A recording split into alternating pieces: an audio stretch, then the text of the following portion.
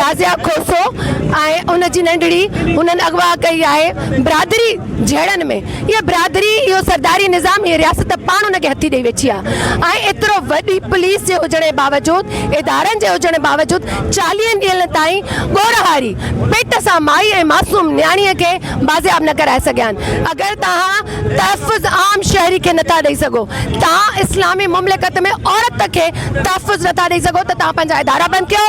तव्हां आम माण्हू जी बजट मां जेको इहे हथियार वठो था उहो असांजो बंदि कयो।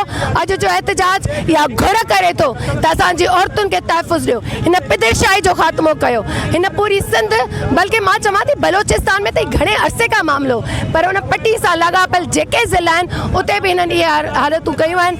अॼु हिन एहतजाज जे ज़रिए असां हिननि खे चेताव था ॾियूं, हैवाननि ताईं आवाज़ था पुॼायूं त नाज़िया खोसो खे जल्द खां जल्द बाज़ियाब कयो वञे। अफ़सोस सां चवणो थो पए सिंध गवर्नमेंट 40 ॾींहं गुज़री चुका आहिनि, पर उन जे बावजूदि बि सिंध गवर्नमेंट हूर निंड में सुती पई आहे। IG सिंध साहिब खे जूं बि कान हिरी आहे त छा थो थिए। अवां ॾिठो हूंदो त SP कश्मीर जे ख़िलाफ़ पहिरीं बि हिकिड़ो एहतजाज थी चुको आहे, लेकिन जॾहिं खां इहो SP कश्मीर आयो आहे तंहिं ॾींहं खां वठी बदआज़मी जी बाज़ार बाक़ाइदे गरम थी चुकी आहे ऐं हू बेसिकली तौर ते पूरो कश्मीर जेको आहे ठीके ते ॾेई छॾियो अथसि त सिर्फ़ु मेन पुड़ियूं गुटकनि जी बाज़ार गरम कयो, अगवा बराए तावान शुरू करे छॾियो। मूंखे पैसो खपे, मूंखे दौलत खपे, मूंखे अमन अमान खपे ई कोन थो, छो जो असांखे मथे पैसा पहुचाइणा आहिनि। पोइ मथे पैसा अलाए केरु थो वठे, सिस्टम अलाए छा आहे, असांखे सिस्टम ते हलायो थो वञे। सिस्टम ते अॼुकल्ह असांजा IG DPO DIG सिस्टम ते पिया हलनि। हाणे इहो सिस्टम छा आहे उहो अलाह थो ॼाणे त अलाए छा आहे।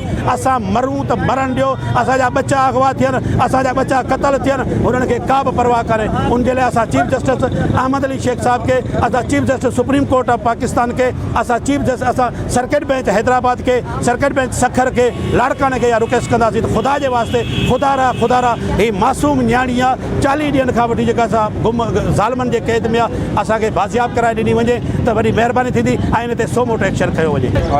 40 ॾींहं अॻु में हिकिड़ो वाक़ियो थियो कंदकोट में नाज़िया कौसर खोसो बाइक ते वञनि पिया दवा वठणु डॉक्टर वटि, उतां गुंडनि बदमाशनि हुनखे उतां अगवा करे विया जेके कचे तरफ़ हलिया विया आहिनि। 40 ॾींहं गुज़रण बावजूदि SP कश्मीर साहिब सिर्फ़ु ख़ाली ठल्ला दिलासा पिया ॾिना। अॼु तव्हांखे पंहिंजी नंग वापसि कराए ॾियूं था, सुभाणे नंग वापसि थींदी। रोडनि ते एहतजाज थिया, रोड ब्लॉक थिया, उनजे लाइ दहशतगर्दी जा केस दाख़िल कया विया। जेके दहशतगर्दी करनि था, जेके माण्हुनि खे फुरनि था, लुटनि था, जेको माण्हुनि खे ज़लील ख़्वार करनि था, नंग नामूस महफ़ूज़ न आहे। कंदकोट में आए ॾींहुं ॾिसंदो बिल्कुलु अगवा धाड़ा फुरूं, को माण्हू महफ़ूज़ कोन्हे, कंहिंखे एतबार कोन्हे त को शाम जो को घर वापसि ख़ैर सां वेंदो।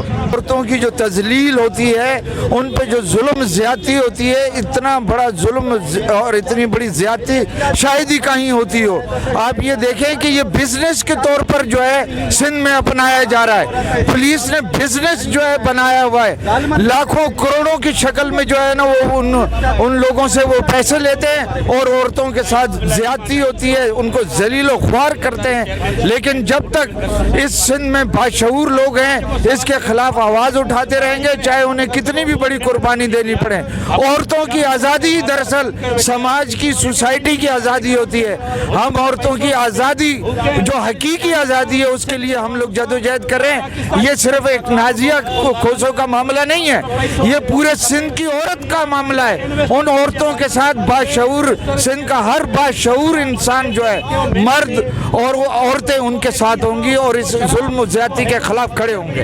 जारी आए जारी रहंदी, जैसे औरत मारी मेहंदी, जैसे पेदर शाही रहंदी, जैसे जागीरदारी रहंदी, जैसे रात दारी रहंदी।